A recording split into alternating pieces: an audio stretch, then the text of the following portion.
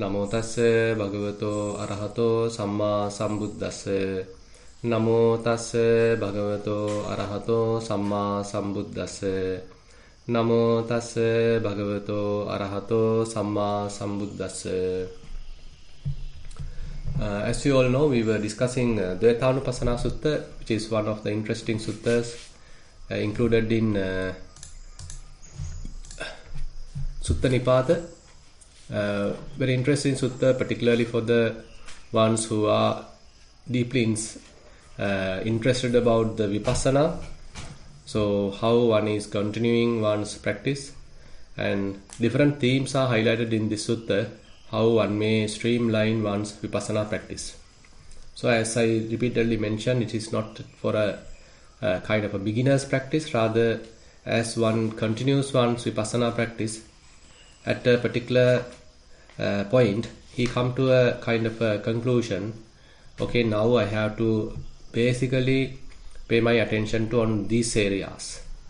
So these are those themes or those topics, those set targets that one may come to as a conclusion, and those are actually categorized or listed down in this Dvayatanupassana Sutta as 16 such contemplations. The first one is based on the Four Noble Truths. We already discussed that. And then the second one is based on the Upadi, the acquisitions.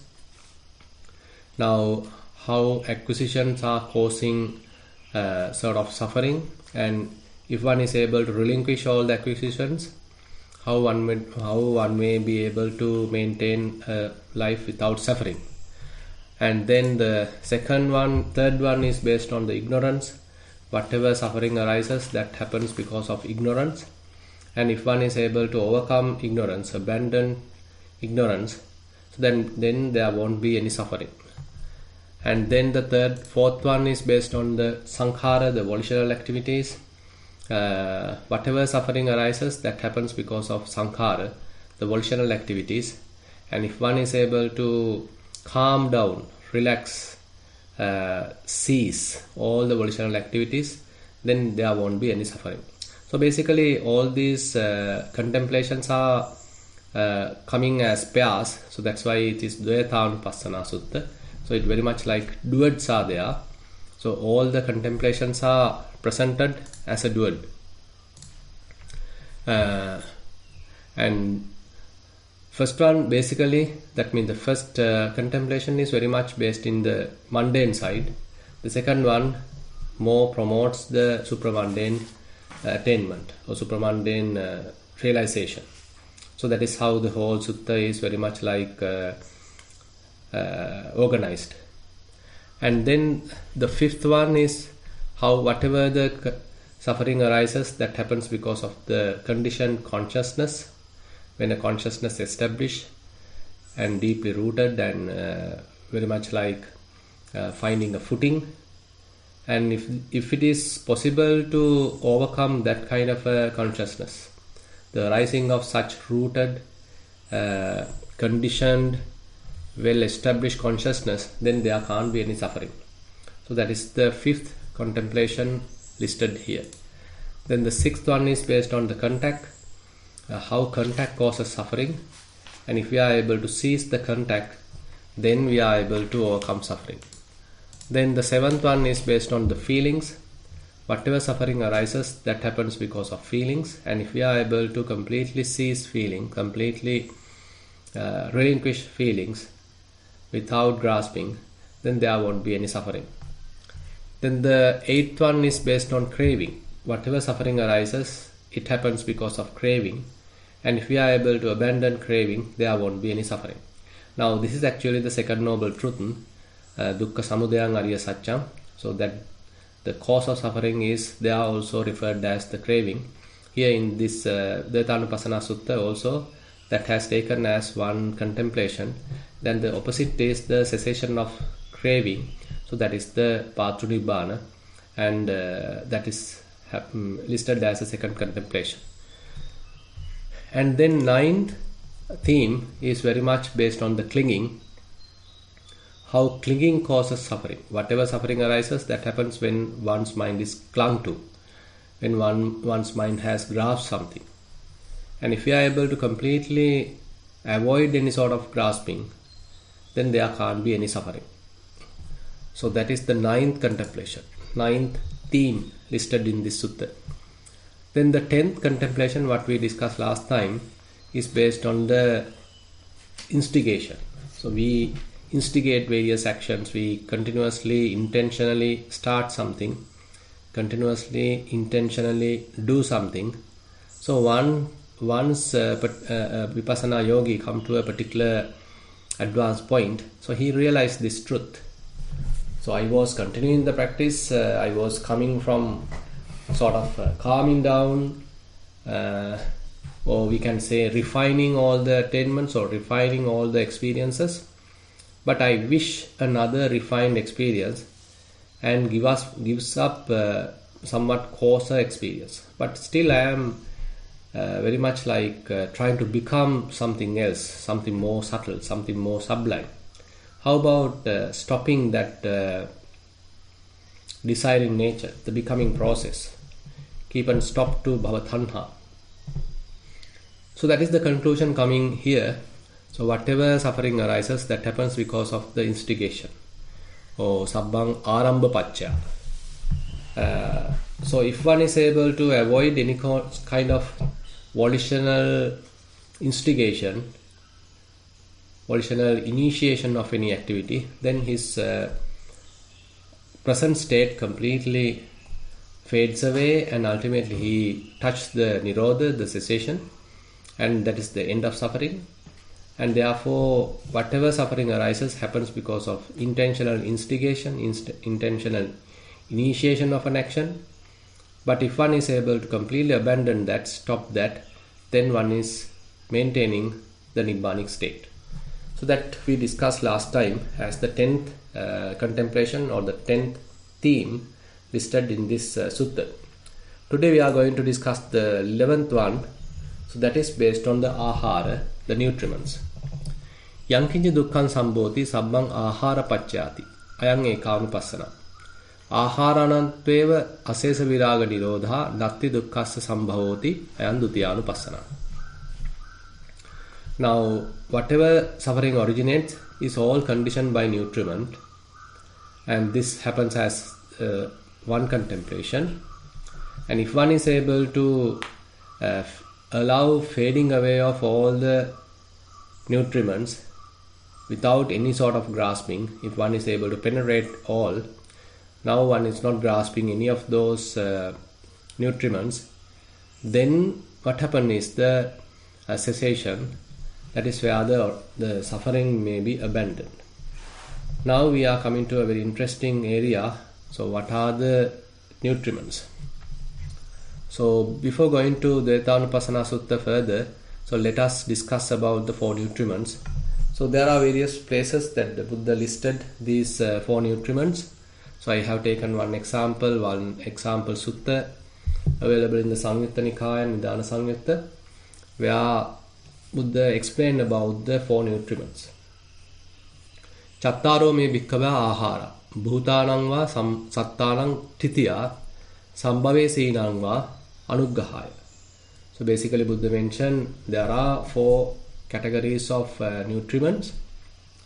For the ones who already born, so those nutriments helps to maintain their lives. On the other hand, who are come to be, who are going through the birthing, getting the birth process, so these nutriments give certain assistance, the kind of a support. So without these nutriments, basically we can't maintain the life. So nutriments are in that sense an essential component. On the other hand, the issue is that we continuously grasp to these nutriments without properly understanding them. So that is where the issue lies. And here Buddha mentioned, so those 4 nutriments are listed in this particular sutta. Kabalinkaro aharo, passo aharo, mano sancetana ahara, viññānaṃ ahara. So there are 4 categories of nutriments. First one is easy to understand, that is the typical audible food. that we all know. So they are gross, they are tangible, and we use our money to purchase, or maybe we cultivate and we prepare the food, and maybe then we are eating food, we are partaking food. So that is we usually do from the beginning of our lives, starting from mother's say feeding, and we then convert ourselves into eating, and then actually till the death we are eating something. So while eating, there is a possibility that we may compare ourselves with someone else, whether we get the best food or we didn't get the best food, or we can have certain kind of a desire for the food because it could be very delicious. So while eating, there could be a kind of a desire, kind of a greediness to the food, and probably, as I mentioned, we might compare ourselves with someone else. If we get a good opportunity, good food, probably we might think, okay, we are quite gifted, we are quite lucky when compared to the others. So they are poor, they are miserable. So there could be such comparison, and there could be such conceit happens in our mind. Or there could be a competition for the food. So I want the best food and I don't want someone else to have that. So there could be certain competition. And probably I don't want to share my food with someone else. There could be a kind of a miserliness involved with the food. And if I am eating too much, then I can get on to certain difficulties, certain illnesses, food related issues. So that is also there. And if I am somewhat stressed out, or I am going through some emotional stress, I can use food as a kind of a distraction. So that is also there. So food related stuff are fairly available. So when we are talking food, so it's a vast area. So basically what we are still talking is the typical edible food. So there are many different kinds of edible food, and some may be nutritious, some may be not. Some we are eating just for the sake of eating, just for the sake of satisfying our desires, craving, and some we may be eating because we are really hungry. So likewise, there are many areas that we can discuss when we discuss about this edible food. So Buddha's advice is therefore to minimize defilements happening during the eating process. So what Buddha advised is to use proper contemplations. One needs to use proper contemplations. Then only one would be able to overcome whatever the kind of distractions or whatever kind of defilements arising in our minds. So therefore, particularly for the monks, Buddha advice, so while eating you should contemplate why I am eating this food. What is the exact reason? What is the purpose? And again, we should be careful not to allow various defilements to arise because of the food. And these contemplations are therefore very valuable, because those help us to again remind us that we are eating food for the sake of maintaining this body and for the sake of continuing our practice, and this body actually depends on the food. So that's why I am putting some food inside. So likewise, we are sort of using the situation in the proper way without allowing desires to overwhelm the process. So we are basically, with some understanding, we are taking the food. So that is actually something advised by the Buddha, and that is what expected from the yogis, where they are quite careful about partaking of food and particularly not allowing defilements to overpower during this eating process. And here a very interesting and very profound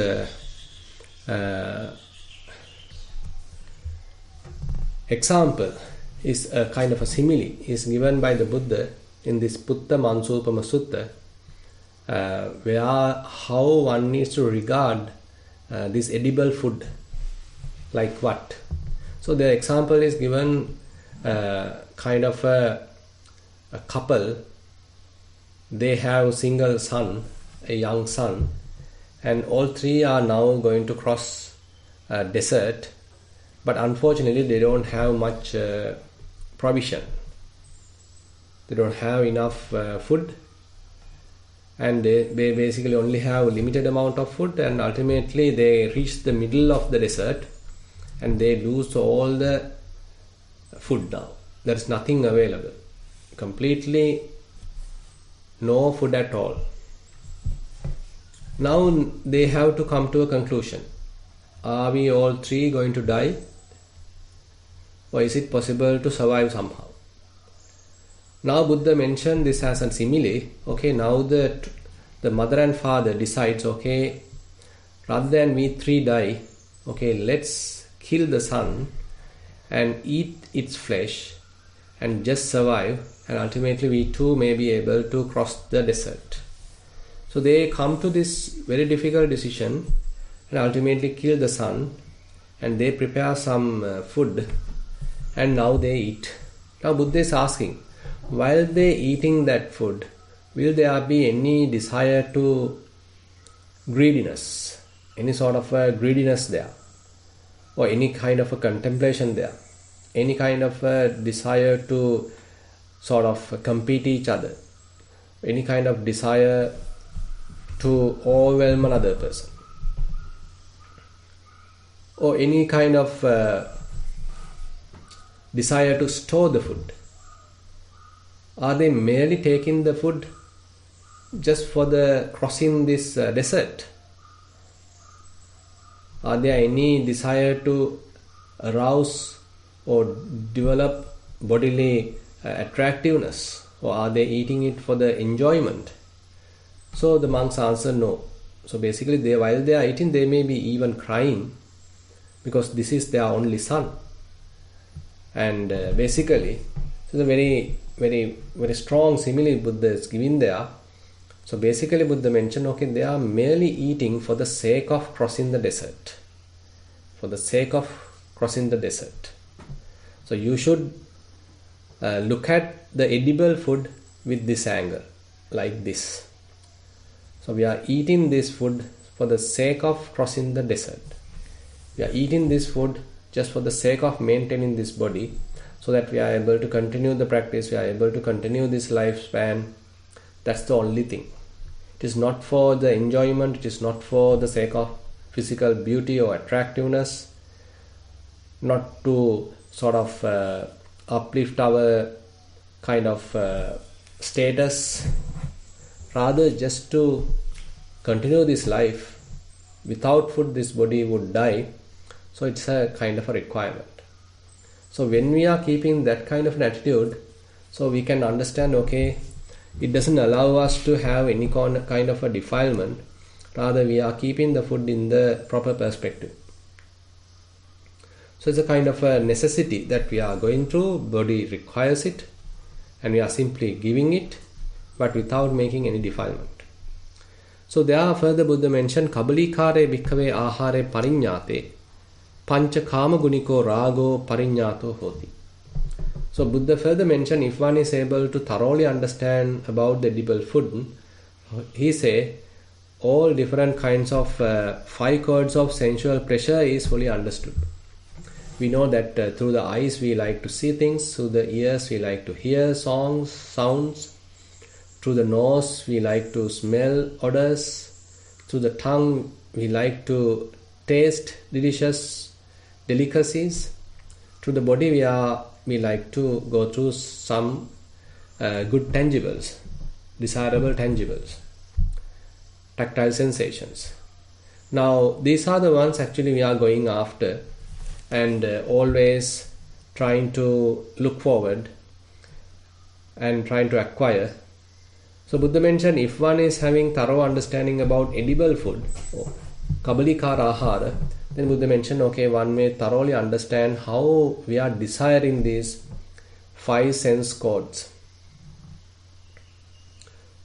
So the 5 sense codes are somewhat aligned with the food. So this body dependent on the food, and we are continuously feeding it, and we are using the body to further and further satisfy our senses: eyes, ears, nose, tongue, body. And this is what we are trying to do. So basically the food and the five sense codes are somewhat related. So basically Buddha mentioned, now you got to understand, okay, if one is able to understand these sensual desires, how one may have all different kinds of desires to these five sense codes: sight, sound, smells, taste and tangibles. So then slowly one may abandon that desire, and one may be able to even become a non-returner, anagami. Because all these what we are talking at this level is very much like related to the sensual world. So edible food is with the sensual world, and therefore if one is thoroughly understanding that and the sensual desires and the five sense codes, so one may recognize its true nature, understand its true nature, and slowly abandon the desire, and ultimately one can overcome the sensual desire totally. So that means one may attain the anagami. So that is the kind of the story about the first type of ahara, first kind of nutriment, the kabalikara ahara, the edible food. Now second, Buddha mentioned about the passa ahara, the contact. The contact as the second category of food. So there are contact. So basically we have six senses, and through the eyes we go through sight, through the ears, the sounds, through the nose, various odors, through the tongue, various tastes, through the body, various tangibles, and through the mind, various mental objects. So this is what we are continuously go through when we are using our faculties, the six senses. And so therefore this is difficult to stop this. When our eyes are open, either we like it or not, we have to see. We can see things. When our ears are healthy, basically there are various sounds in the environment. Either you like it or not, you have to hear it. Suppose that you are going through a public vehicle, and there may be a very noisy sound available, and maybe the neighbors, the other passengers are also quite noisy, but you want to meditate, but very difficult, because they want to talk, they want to go through some gossiping, or maybe the cassette recorder, the buffers are all quite noisy, they are sort of broadcasting huge noise, but you don't like, but unfortunately you have to bear it, because you have ears, and constantly all different kinds of sounds are bombarded, and you have to bear it. Our nose is continuously working. If there is a good smell or a bad smell, we have to go through it. And tongue also the similar. Sometimes we can taste some delicious stuff, but there are other instances we still can feel some say undesirable kind of taste. Body also same. Sometimes we can go through some desirable tangibles, but there are other times where one may go through some bitter, terrible kind of sensations. Mind, on the other hand, when we are not restraining, continuously go through different kinds of thoughts, distracting thoughts, and we being driven by that, and we continuously think, and there is no rest to the mind, and continuously we suffer because limitless amount of mental objects are again and again coming to the mind, and we are very much like going through a sort of torturing. So therefore Buddha give a very beautiful simile here also. The contact, the nutriment contact has to be seen as a flayed cow. A flayed cow where its skin is removed and now is completely exposed, and now if it is leaning towards a wall, there may be insects attached to the wall. They all come quickly and start attacking this cow because it's a flayed cow. There is no skin. Easily they can attack. They can start eating the flesh. So they come and attack her. Suppose now, in order to escape, she reaches a tree, under a tree. There may be birds, there may be other insects, beetles, etc. in the tree, associated in the tree. They all come out quickly searching this flayed cow and they start attacking her. Now suppose she is going to the space in the sense there is nothing there. So the open space, kind of a ground, kind of a park. But still there are flying animals, flying creatures, maybe different kinds of flies, maybe mosquitoes, maybe birds. So they all come and they all start sensing it. They all come, land upon the flayed cow and they start attacking. Now suppose she's going to under the water, but unfortunately there are also different creatures are there. They start attacking her. So there is no escape. So very much like when we are looking our whole sense experience from this angle, so we understand even though they are necessary for us to live, but it's sometimes very much like torturing. We don't want to hear certain things, but unfortunately we have to hear them. We don't want to see certain things, but we have to see them. Smells, tastes, tangibles, thoughts are very similar. We know that whatever the thoughts that going through the mind may be completely useless, but mind continuously think about it. Sometimes ruminate. There may be an incident, heart-touching incident, maybe heart-breaking incident, but we may want to forget it, but mind continuously take it up and think about it. So kind of a torturing going on, even though we can't, even though we don't want. Unfortunately, we have to bear things because the senses are fully operative. So, Buddha mentioned, if one is able to understand fully about this passa ahara, Buddha mentioned he may see or fully understand the three types of Vedana, three types of feelings. Because through the eyes, when we are seeing, so a kind of feeling may arise. It may be a pleasurable feeling, it may be a painful feeling, or it may be a neutral feeling. Through the ears, when we are listening, there could be a feeling, passa pacca vedana. So the contact causes feeling. So feeling is one easy point for us to understand. So the contact, every time whenever a contact happens, there's a possibility of feeling to arise. So different feelings are there. Depending on the contact, the feeling is conditioned. So the contact is the determining factor about the feelings category. So if there is a particular contact which is causing pleasurable feelings, then the pleasurable feeling may arise. If there is a contact which is causing painful feelings, then the painful feelings may arise. If there is a contact which causes neutral feelings, then the neutral feeling arise. So the feelings are fully dependent on the type of contact, the sort of contact. So therefore, if we thoroughly understand the contact, that means we are thoroughly understand the feeling as well.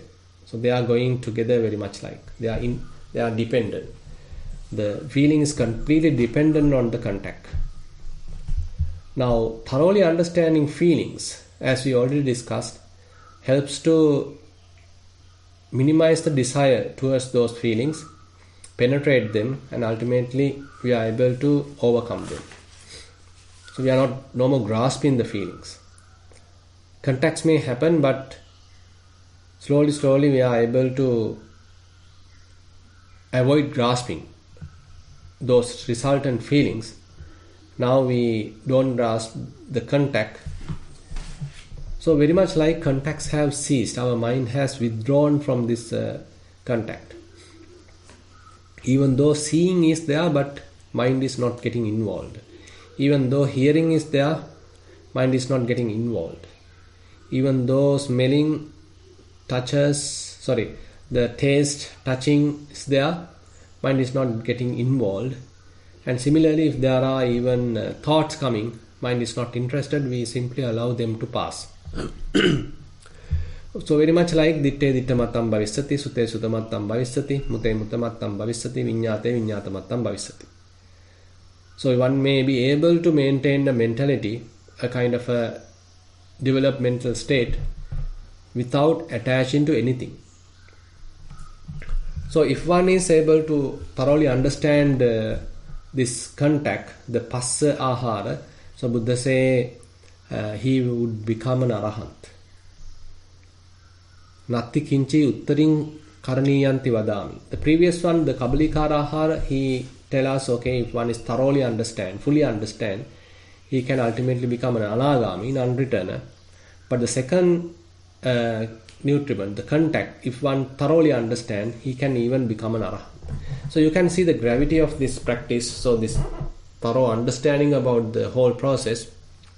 So keeping an eye about the contact, how our senses are operating and how we are tempted to think about them, we are tempted to proliferate about them, and having understand that we are minimizing the proliferation, we are minimizing the thinking, but the senses are operating, but now it becomes a mere sensing process.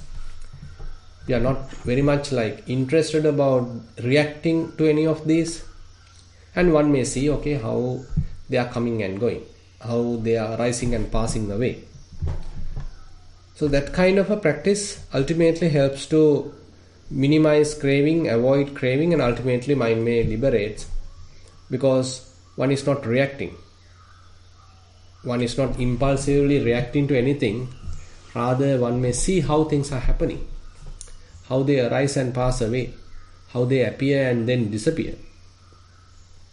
So this sort of practice ultimately takes one to the full understanding. So this is the passa, the contact, as the second nutriment Buddha tells, Buddha discuss. Okay, then the third nutriment, it is called mano sancetana ahara. Mano sancetana ahara, the nutriment mental volition. So mental volition, we always want to act, we always want to do, we are intentionally doing something. So we can see the intentional doing is some sort of a nutriment. So that's why people can't stop that. People sometimes want that because it's a kind of a nutriment. It boosts one's ego. So you want to do something so that your ego is boosted. Your self-view is somewhat highlighted. Your self is somewhat highlighted. Your personality is shown when you are doing something, when you are intentionally acting on something. So that basically helps to boost our ego, and so that we can sort of show our colors, show our potential, show our skills by doing something. So we are continuously like to do something. So that is, last time also we discussed, so how this doing process is continuously attached to us. We are fond of doing something. And kamma ramo hoti kamma rato. So that is explained further in Dhamma. So we are people who are motivated to do something. So always want to do something, always want to change, always want to make a revolution, always want to make it better. So you want to progress, you want to win, you want to defeat others. So always geared to do something, well motivated to do. So that all shows how that desire is there and how that doing actually promotes a self, and how that doing actually acts as a nutriment. Acts as a nutriment to sustain our self-view, sustain ourselves. It is not merely the body now we are talking. Now we are thorough, very deeply we are going through the mental landscape, the passa ahara, how continuously we are going through various different kinds of contact when the senses are operating. So we can't keep these senses as it is. We want to feed them. You can't simply keep your eyes closed. You want to see something so that you are sort of excited, you are sort of become happy by seeing. You don't want to keep your ears simply dumb. You want to hear something. So we are continuously hearing maybe music, maybe songs, smelling, tasting, touching, and ultimately even thinking. So you don't want to keep the mind empty. I want to think. So by thinking, we are providing some kind of a nutriment. Similarly, by seeing, hearing, smelling, tasting, touching, so we are continuously giving something. So similarly here also, using Manosanchetana Ahara, we have volitional activities. I want to volitionally do some bodily activity. I want to volitionally do some verbal activity. I want to talk, I want to speech, I want to sing, I want to recite. So verbal activities are there. Volitional verbal activities. Or else there are volitional thinking. So you are contemplating, you are thinking and all that. The volitional activities. Now volitional activities, by the way, causes karma. It promotes karma. So when we are a person, we manifest as a person and that person want to do something. Now he is doing maybe a bodily activity and ultimately we get the potential of karma. Maybe at a later time. So that action may give fruits as a karma vipaka. Similarly, I want to tell something and when I am talking, when I am speaking, maybe I am using some harsh words, someone else may be hurt. So I might have to pay for that. So because I am a person here, manifested as a person, as an individual, I am purposely hurting someone using my bad speech, and now the karma is generated, karma is accumulated. There may be a later time that I may have to go through that vipaka, the result. So the unfortunate part is that by intentional doing, so we are accumulating karma. So similarly the thoughts, so I might go through maybe covetousness, some completely unrightful kind of a desire, and I am again and again thinking about that. So the mind gets polluted and may karma generated. Similarly, I may have some sort of revengeful thoughts, maybe angry thoughts which are so intense. That also can provoke the mind and ultimately can create karma. So basically all these three areas basically shows some kind of a generation of karma. Buddha gave another strong simile here also. He mentioned that there is a man who see there is a pit which is filled with glowing coals, but there is no flame, there is no smoke, but he knows very well it is burning. So burning coal is there inside that pit. And he don't want to go there. He don't want to get burned by that because he knows it's a utter suffering if I get dropped there. If I am falling to that, so it will be a real suffering. He knows that. But unfortunately there is two strong men who grab him from both arms. Now they two are dragging him towards that coal pit, charcoal pit. And Buddha asked, so what would be the mentality of this man? Now he knows very well, if I am going to be put there, so I will be going through utter suffering and I might even die. So his mind is completely trying to get rid of this whole thing. Even though those two strong people are dragging him, so he is using his willpower, maybe his strength to avoid it. Because he knows, I will fall into this charcoal pit, and on that account I will meet death or deadly suffering. So that's why he is trying to resist.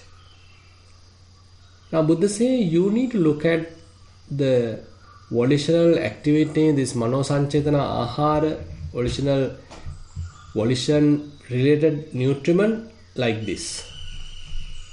Now this is a very interesting simile. So why Buddha is giving such kind of a simile?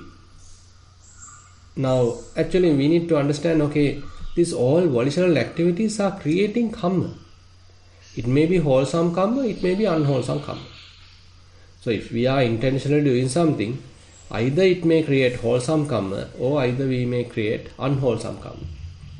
Ultimately, those karma will bear fruits. And we have to go through. We have no escape. We are very much like karma bound. And if we know that, so we need to stop it.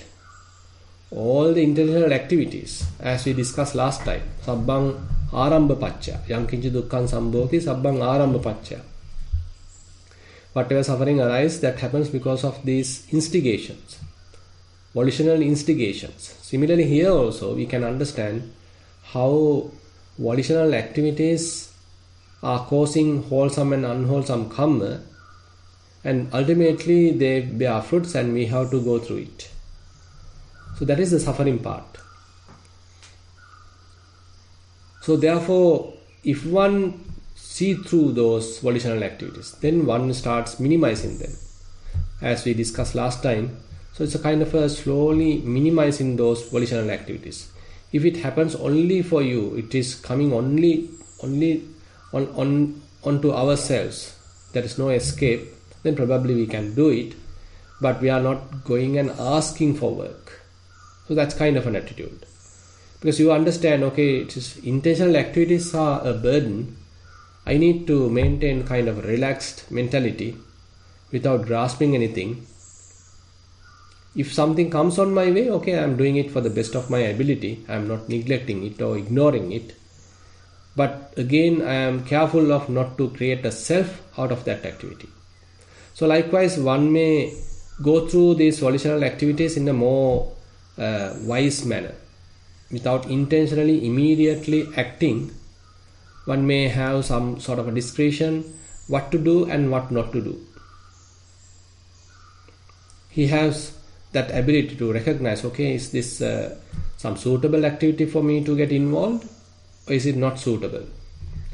Has it come on my way, allowing or requesting me to attend, or is it possible for me to avoid it so that someone else may be doing it? I am not the only one who is capable of doing it.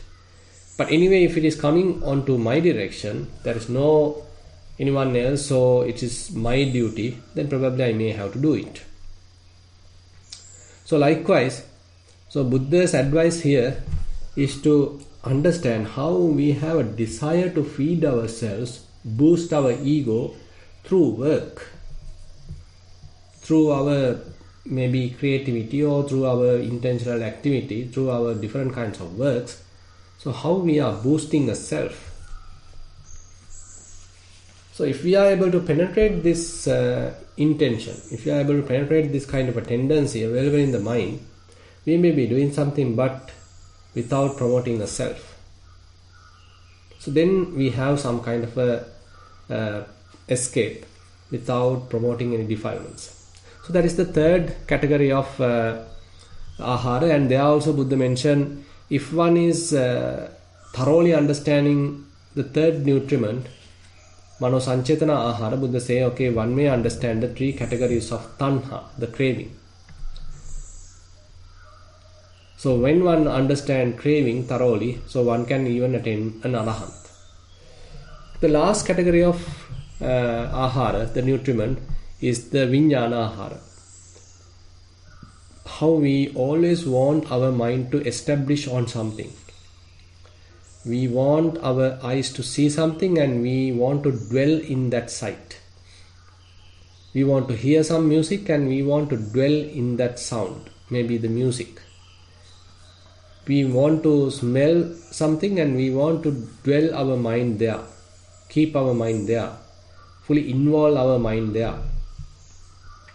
And we may want to taste something and we want to keep our mind get involved in that taste. Maybe various bodily sensations and we want our mind to fully involve there. Or there are thoughts available in the mind, we want to think, overthink, proliferate, and mind is fully occupied with thinking. So very much like we are allowing the mind to get established, allowing the mind to get completely involved. So that is what we typically do. So the consciousness is allowed to get entangled.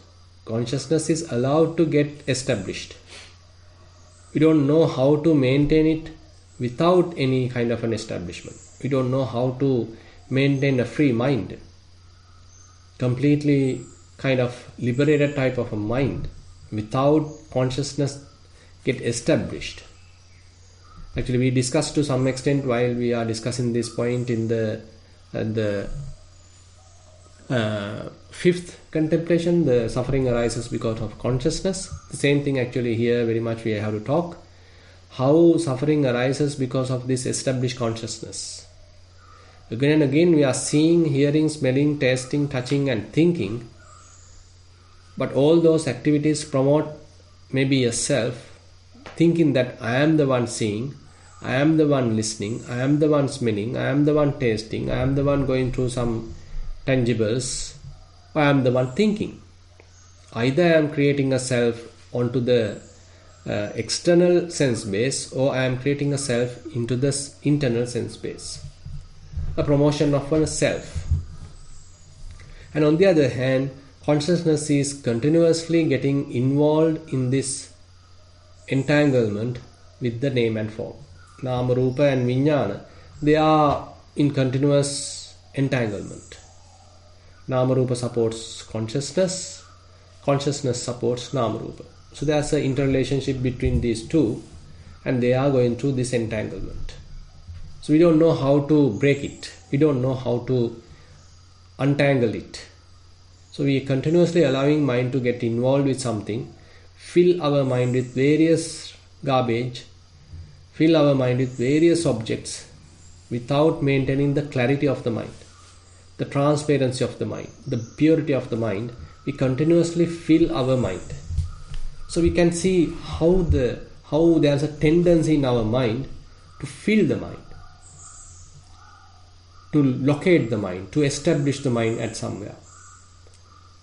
Without maintaining a free mind, without maintaining an unestablished mind, we always want to get involved, occupy the mind. Now Buddha gives a very interesting simile here also, how the consciousness nutriment has to be looked like. So there he mentioned, okay, there is a criminal, a bandit, who being caught is now taken to the king, and the soldiers are asking, he's a criminal, he's a bandit, we were able to find it, catch him. Now the great king, you may give some kind of a punishment. Now king orders, okay, you got to strike him using 100 spears in the morning. So they take this man and they use the sharp spears and they strike him 100 times. And then during the afternoon, actually the king asks, is that man still alive? And the men speaks, they are telling, yes, Majesty, he is still alive. And then king order, okay, you give better another 100 spear strikes to this man, to this bandit. So they give another 100 spear strikes. Maybe in the night or in the evening, again king asks from that soldiers, how about that fellow? Is he still alive? And then that man replies, yes, he is still alive. Okay, give him another 100. Now Buddha is asking, what do you think, monk? How about striking 300 spears like this to a man? Is it kind of a suffering? And then monks actually answer, Bhante, how about 300? Even a single strike of spears is an utter suffering. There's no point of talking about 300. It's utter suffering. So you got to see the consciousness nutriment like this. So why Buddha is giving this kind of a simile? So that's also a very interesting area to explore. Why Buddha is giving this kind of a simile for the consciousness nutriment?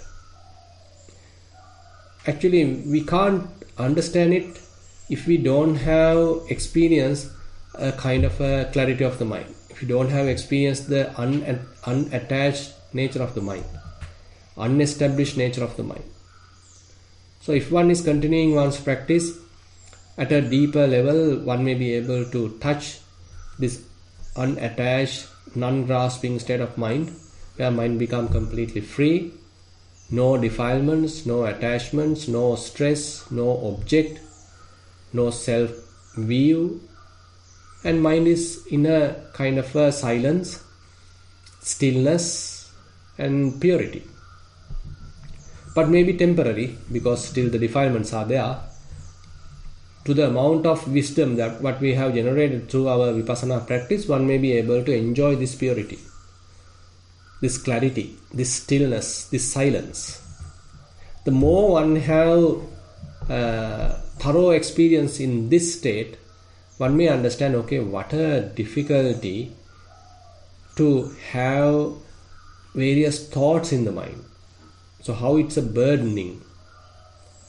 So you may have kind of a clarity in the mind, you have the unattached purity in the mind, but now again a thought happen, it may unpure, kind of getting impure.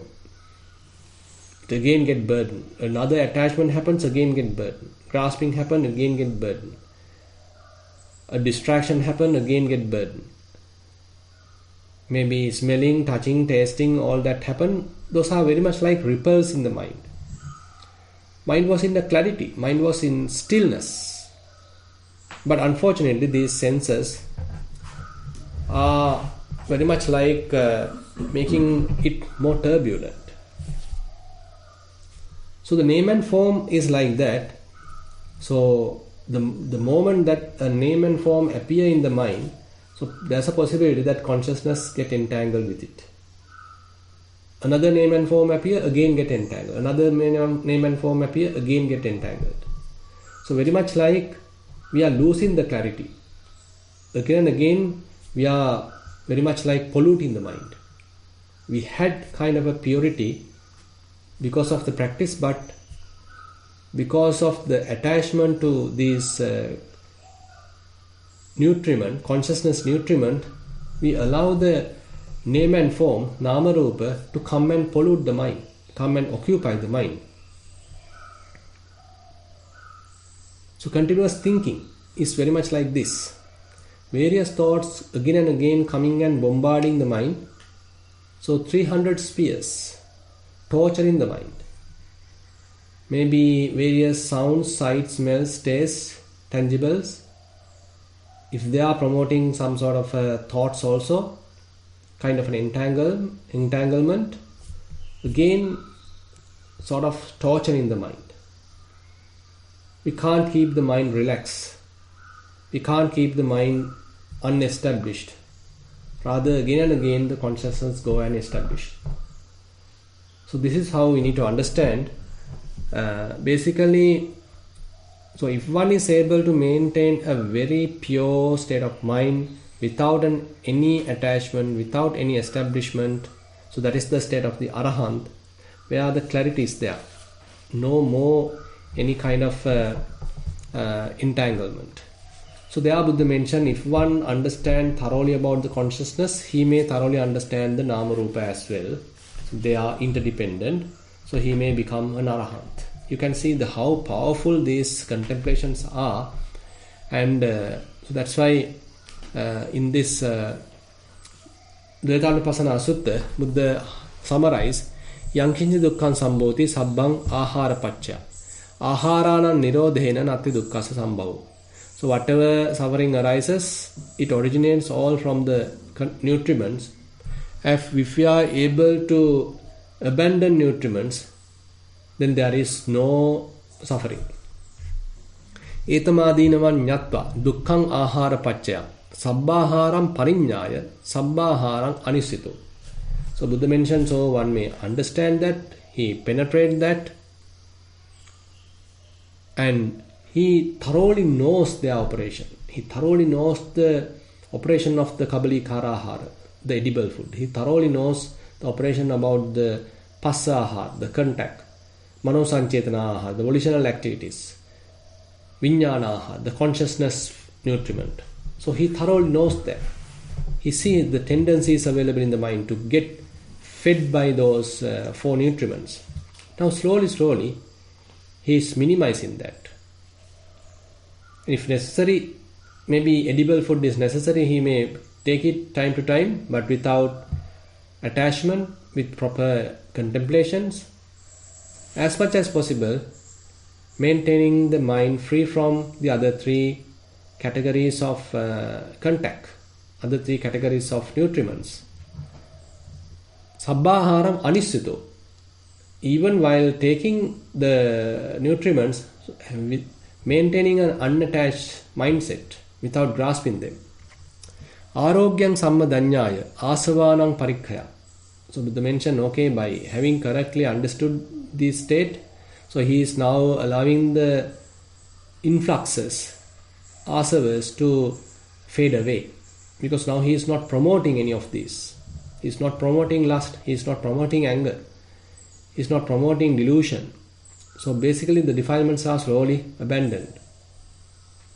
Sankhaya sevi dhammatto sankhang nopeti vedaguti. So if one is going through such kind of a thorough practice, Buddha mentioned, so he becomes more firm in the Dhamma, and ultimately he becomes an Arahant, and now his living is very much not in line with the typical worldly behaviors. He cannot be designated as a person, as so and so, as a whatever, because he has penetrated the whole thing. We can't reckon him in the typical conventional way, because he has penetrated that whole living, whole delusion, whole illusion he has penetrated. Okay, those are very interesting and very profound teachings by the Buddha, and as I discussed, these are not really meant for a beginner, but as one is continuing one's practice, maybe he may come to a understanding, okay, these are the 4 nutriments, so they are the ones actually feeding, they are the ones ultimately causing suffering. I better penetrate these 4 kinds of nutriments, so that ultimately I am not attached to any of these nutriments. So he basically overcome influxes and become an Arahant. So this is another theme highlighted as the 11th theme in this Dvayatanupassana Sutta. With that, I like to conclude today's Sutta teaching session. Now I like to open the session for questions.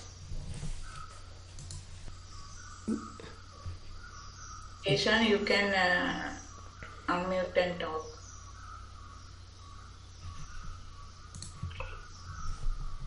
Thank you. Thank you for the opportunity, and I hope when I'm asking the question, there is no echo. Can you hear any? The question, according. Geshan, can you hear? I can hear well. Okay, fine. No echo, right? Yes, I can hear. Can you? Today I'm not hearing the echo. So good. Okay, but, fine. When the okay, so let me get to the question. Thank you. So today is about the nutriments as the ahara, and I just want to talk about the very first, which is the Kabbalinka. So the way that I understood, if we sort of we have to do this when we consume food, we just consume food in order to keep this body maintained, not just because of there is this hunger, and just to fulfill that hunger, but then there is the part of when I see some food, I'm not hungry at this moment in time, but there is food that on the table for me to sort of consume it on my as I walk past. So I see it, I sort of stop and consume it. So the way that I have understood, you restrain, you sort of make certain type of boundary, and then to live with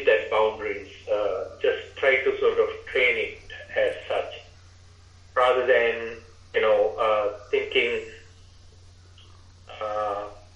even though there is that desire comes, I have to have that discipline and say, no, it is not the time for me to consume food. But on the flip side of it, it's not that since I don't have the desire or I don't have the hunger, so I shouldn't have the desire. But I can see the food and there is no desire for me to sort of consume that food. Is that my understanding, Bhante? Is that accurate? Yeah, I think it's accurate. Basically, as you said, even though we don't have hunger, there could be a desire to eat when we see or motivated by the food. There may be a very good smell and the way they are, they're wrapped or prepared. So we are tempted to eat, but there is no hunger. So that is the point, that we need to understand the greed, the desire available in the mind and promotes desires. And as you said, at that moment, if we convince ourselves, okay, there is no real need to eat, I'm not hungry, I already had food, and then it's a kind of a restrainment. Correct? Yes, so I think initially, but we have to sort of make certain type of restraint. And then sort of the second phase automatically comes into you, I guess. That is how I have felt, rather than, there was a desire for me to eat, but I say, no, it's not the time that I should be consuming food. So my second phase of that question on the passo side, it's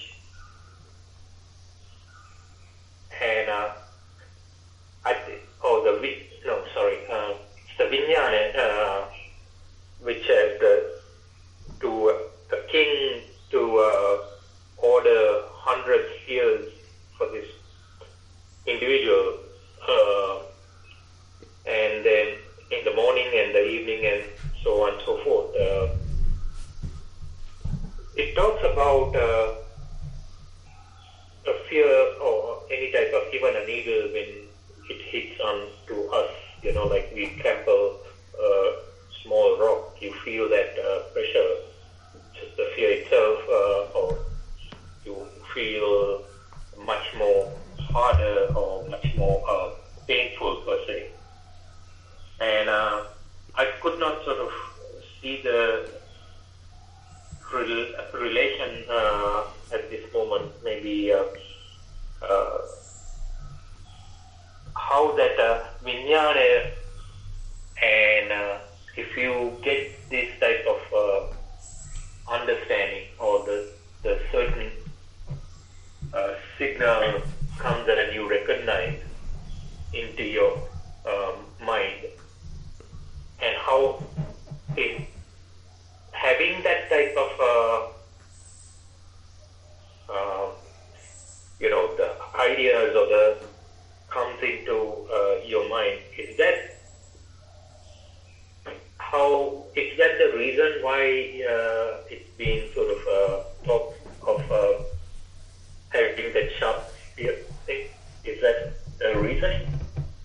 No, I think it may represent different kinds of, different ways actually we can recognize, because name and form constitutes 5 elements: Vedana, Sanya, Chetana, Passa, Manasikara. So there may be situations the mind is occupied with the feelings, and there may be situations mind is occupied with various perceptions, Sanya, various marks, signs.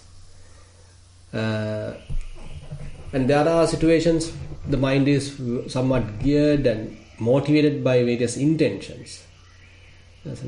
And then there are situations where we are going through some sensory contact, and the contact is somewhat become the prominent factor. And there are situations we are interested on particular fact and we are paying our attention to this and that, so some sort of an idea. and that is there. So likewise, there are, if we consider the name and form, as I discussed, there are, as it is mentioned in the Dhamma, there are 5 categories: Vedana, Sanya, Cetana, Passa, Manasikara. There are feelings, there are perceptions, there are volitions, there are contact, and there are intentions. So these are the categories, how we get entangled, how the consciousness get entangled into name and form. There are often, actually, we can recognize how the perceptions are coming to the mind, how various images, mental images are coming to the mind, and slowly start occupying the mind. Suppose that you had a completely transparent mind. There is nothing there. Basically, it's very luminous and completely empty. But slowly, there may be a mental image appear in the mind. Without much consideration, you start being interested about it, and you attribute a person to it, and now different thoughts are attached to it, and now further images are appearing. Now slowly it is growing, and ultimately mind gets fully occupied by various mental images and thoughts. So likewise, all these 5 categories are capable of occupying the mind, capable of filling the mind, and those are very much like, I feel, the strikes, spear strikes. But we don't feel it. We don't feel it that much because it's a very subtle phenomena. We don't feel it that much. But when Buddha highlights to that level, I feel it has such an intense. Because maybe, say for example, the one who is fairly dwelling in emptiness, who is fairly maintaining a free mind, a pure mind, unestablished mind, for him, a single thought may appear like a spear strike. Because it's burden in the mind, it is striking the mind, it's making a ripple in the mind. So he may feel it thoroughly. But for the others who are often thinking too much and very rarely get the freedom of the mind, they may not get that kind of a intense situation, because they are continuously going through the torturing. But for the other side, if one is now more and more dwelling in emptiness, more and more trying to maintain a free mind, unattached mind, without any name and form, but all of a sudden immediately a thought happen, immediately maybe an intention happen, immediately a mental image happen, so that may be a little disturbing factor. Probably we can consider that as a strike of a spear. That's what basically I like to interpret it, so that we are more careful of how we are handling our mind, without simply occupying the mind, keeping the mind empty as much as possible, silent as much as possible.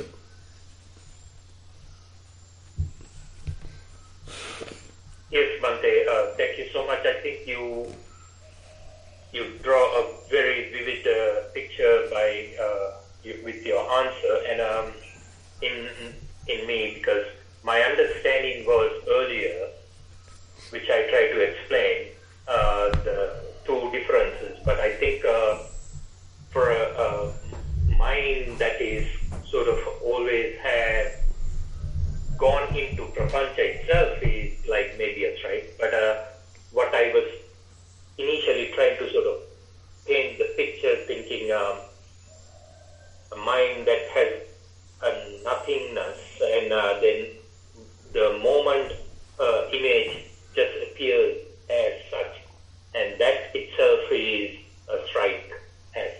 But I think it depends on the individual sort of ability to see their mind, and where can keep it in a calm manner. Exactly. And that can be a strike as well. So, yeah. Thank you for the explanation. Yeah. Thero Saranai. Yeah. Thero Saranai. Radhika, you can unmute and talk. Thank you. Can you hear me? Yes. My question is not exactly on this today's topic, but I have heard you use the word vimukti, and I have also seen Cheto Vimukti and Panya Vimukti. Yes, yes. So when you use the word, are there three different Vimuktis? Or when the word Vimukti is used, like for example in Chulla Vedana Sutta by Mehin Vahanse Dhammadina, or even in the Sabhavasava Sutta, which one is it? Like when they just use the word Vimukti, is that the same as either Cheto or Vimukti? I don't know what these three, I have seen all three used and I don't know which is which. Or if there are three, or whether Vimukti is always one of Cheto Vimukti and Panya Vimukti, or is there three different types of Vimukti? Yeah, actually there's a very interesting series of suttas or Dhamma sermons we discussed in one of the previous retreats at Nissarana, Dutiya Cheto Vimutti Phala Sutta. I'll try to share the link. So that's fairly interested and fairly profound, and probably you can listen to that also. Then you can see there's a huge amount of information is there, and different categories of Cheto Vimutti is there. And here the Cheto Vimutti is very much like the complete liberation of the mind. It can happen even through the Samatha practice, and it can happen even through the Vipassana practice. The Panya Vimutti is where your defilements are completely abandoned and asavas are completely eradicated. So that is the Panya Vimutti. So the Cheto Vimutti is not a must for one to become an Arahant, but Panya Vimutti is a must. If both are available, then one is called Ubato Bhaga Vimutta, where the complete liberation through the influxes, the asavas are also there, the Panya Vimutti, that is also there, and he has certain say Samatha practices as well, so as a result of that he can have those tranquility states as well. So then it is called Ubato Bhaga Vimutta. So therefore it's a kind of a vast area. So probably you can listen to that Dhamma sermons. I will give you the link in the chat. So please try to go through that as well. Okay, thank you. So I want one more clarification, please. Yeah. Now I thought that when the word Cheto Vimukti is used, that meant there was a subtle Chetana there, that there was a little bit even of volition, and as such it could not be Nibbana. That it's got to be maybe that you have still some bhava, maybe at least like some kind of craving, maybe not the karma, but maybe like a craving for bhava or vibhava or something, because the word Cheto is still there. And I thought Cheto referred to Chetana. No. Wrong. So Wrong. Cheto can be through Samatha. Yes, that's fine. But it can also be the same as Nibbana. Or because in Chulla Vedana, Mehenin Vahanse says if you have Vimukti, there is still some more to do.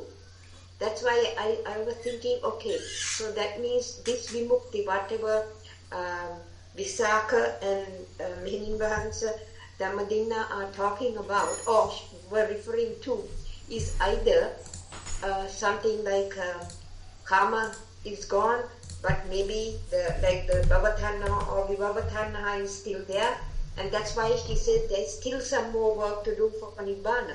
But if I see the word Panya Vimukti, it looks like it's Nibbana. Yeah, we can say the Panya Vimutti is the complete eradication of asavas. Right, Is the keen asava, right? keen asava state. But the Cheto Vimutti you can even take using say even a Samatha meditation. Say for example, if you are practicing Metta meditation, and if you are able to emanate Metta, spread Metta towards the whole universe without any boundary, without any limit. So that is where you are attaining the Metta Cheto Vimukti. Complete freedom of mind through loving kindness, which is limitless. Right. Yeah. Right. But that is not even Sotapanna. No. Comes and goes. Yes. That's not the same as, that is just like a kind of samadhi, right? Correct. Because it's a samadhi, because it's not Sotapanna, Sakadagami or any of those, because that has, because it doesn't come all the time. It can come and go. In other words, it's not a unestablished thing, because there is something happening still. I don't know what. Yeah. So still defilements are there. That is not one of the four Margapala. That is a kind of samadhi, right? Correct. But, the Panya Vimukti is the arahantship. Right. So Cheto Vimukti is then definitely what, Chulla Vedala Sutra, she could not have been referring to Cheto Vimukti because of the fact that Visakha Upasika was an Anagami. So it could not have been Metta, because Metta doesn't take you to Anagami. So what was she referring to there as Vimukti? No, she's simply referring the question asked by Visakha, Vijjaya Panaye Kim Patibhagoti. So what is the ultimate of the knowledge? Then Dhammadinna is answering, Vijjaya Ko Auso Visakha Vimutti Patibhagoti. So the knowledge, the ultimatum, is the complete freedom. That is the Panya Vimukti, basically. The knowledge here refers the different kinds of insights, thorough understanding, seeing things as they truly are, those insight knowledges. So the ultimate result is all the defilements are abandoned, all the ignorance is abandoned, all the asavas, influxes are abandoned, and one attains arahantship. That is the Panya Vimukti. So there she refers as the Panya Vimukti. So that's why the next question asked by Visakha, so what is the Vimutya Panaye Kim Patibhagoti? Now he is asking further, what is the ultimatum of the Vimukti? Then Dhammadinna says, you didn't know the end of the question. This is the end. Nibbanam Patibhagoti. Nibbana is the end. Nibbana is the end. So when one is reaching the end of the knowledge, end of the Vimukti, so that is the ultimate Nibbana, the Panya Vimukti. So after that, nothing. Yeah, that's right. I have I have to listen to Chulla Vedala Sutra again, because I thought it was first Vimukti, and then when he asked, what more is there? I don't know the Pali words. Then she says, then it's Nibbana. And then he said, what comes after Nibbana? And then she says, you have gone too far. There is nothing more. Correct. Maybe I understood that wrong. I will look at that again. Can you please give me that link also? The Chulla Vedala Sutta link? No. Chulla Vedala Sutta I have, because I can get it. Right. I did with you, I think. Yeah. Or with one. So what you need? The sutra you said that. Yeah, I already sent. Already put to the chat. Okay, thank you very much. Thero Sannai. So basically, when one has certain amount of knowledge, to that amount the mind can get liberated. So that is also Vimukti, but it's a temporary kind of a Vimukti. But still attained through the knowledge. It happened because of the knowledge.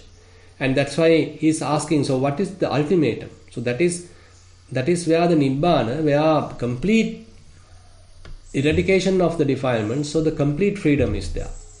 All the defilements are abandoned, so the complete freedom is there.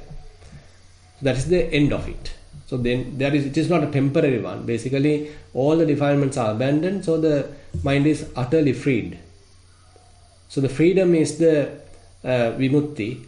That freedom can become temporary during the vipassana process, but as you are continuing that process, all the defilements are abandoned, then you reach the complete freedom. Thank you so much. Yeah. Thero Sannai.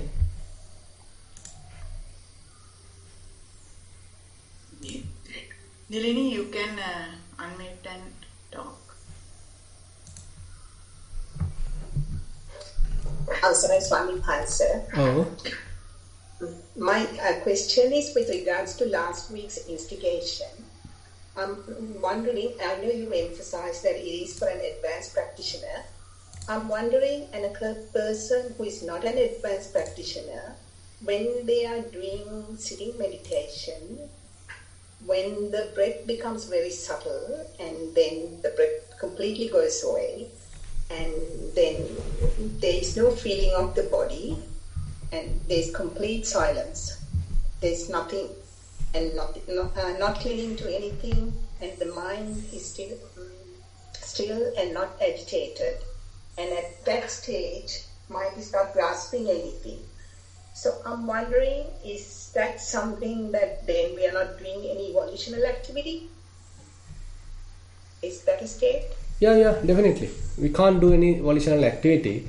So if we are doing further volitional activities, then it is no more silence, no? Again we are initiating something. Again we are instigating something. So we are not allowing the mind to get rest, relax. And my other question is, when I was doing my sitting meditation today, and when there was a painful feeling arising, and I paid attention to the painful feeling, and I saw it as after a while it became just a vibration. And then I could feel the whole body vibration, and after a while, that vibration, I felt like it's also the outside vibration. So then that was it, Swami answer. So I thought I'll just report that to you. Yeah. That can happen because basically, you know that there can be a difference in the perception. Sometimes, say for example, breath can appear like very close to us. Sometimes breath can appear very far away. So we are at far away place, and the breathing body may appear another very far away place. So likewise, the perception can vary. So similarly, when we are observing various feelings, we can get such kind of different perceptions. So we may feel like, okay, I am observing feelings very close to it. I may be observing feelings like an outsider. I may be observing feelings from a far place. So likewise, the perception can vary. These things actually change. I mean, you don't need to worry too much about it. Thank you, Swami. You have clarified what's focus in my mind. Okay. Thank you, Thero Sannai. Yeah, Thero Sannai. Okay, since there is no more questions, then we'll wind up the session. So today also we are able to discuss some Dhamma and discuss certain Sutta teachings from the Buddha. So all these merits, let's wish we are sharing with all the past relatives, all celestial beings, and whoever need of merits. And we wish these merits help us also to realize Buddha's teaching and attain path fruition, Nibbana. We'll recite the traditional verses. Ettavata cha amhehi sambatang punya sampadang sabbe deva anumodantu sabba sampatti siddhya. Ettavata cha amhehi sambatang punya sampadang sabbe bhuta anumodantu sabba sampatti siddhya. Ettavata cha amhehi sambatang punya sampadang sabbe satta anumodantu sabba sampatti siddhya. Akasattha ca bummattha devanaga mahiddhika punyantang anumoditva chirang rakkhantu sasanam. Akasattha ca bummattha devanaga mahiddhika punyantang anumoditva chirang rakkhantu desanam. Akasattha ca bummattha devanaga mahiddhika punyantang anumoditva chirang rakkhantu mam parang. ඉදං වෝ ඥාතිනං හෝතු සුඛිතා හොන්තු ඥාතයෝ ඉදං වෝ ඥාතිනං හෝතු සුඛිතා හොන්තු ඥාතයෝ ඉදං වෝ ඥාතිනං හෝතු සුඛිතා හොන්තු ඥාතයෝ ඉමිනා පුඤ්ඤ කම්මේන මාමේ බාල සමාගමෝ සතං සමාගමෝ හෝතු යාව නිබ්බාන පත්තියා පුඤ්ඤ කම්මේන මාමේ බාල සමාගමෝ සතං සමාගමෝ හෝතු යාව නිබ්බාන පත්තියා ඉමිනා පුඤ්ඤ කම්මේන මාමේ බාල සමාගමෝ සතං සමාගමෝ හෝතු යාව නිබ්බාන පත්තියා සාදු සාදු සාදු